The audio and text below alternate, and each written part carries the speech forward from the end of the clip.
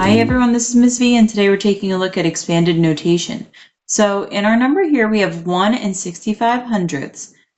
And we know that when we did expanded form, we started with whole numbers in second grade. You look at each place value. So this would be 1 plus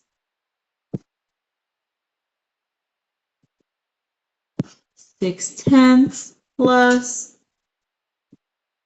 5 hundredths. That was expanded form. So the difference between expanded form and expanded notation would be now we're going to be multiplying the digit times the place value. Move this up a little bit.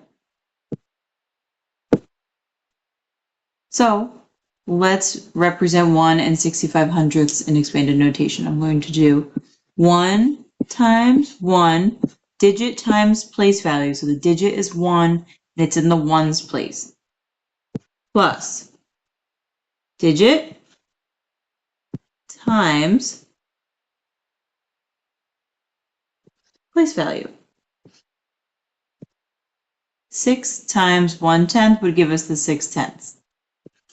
Plus digit times place value.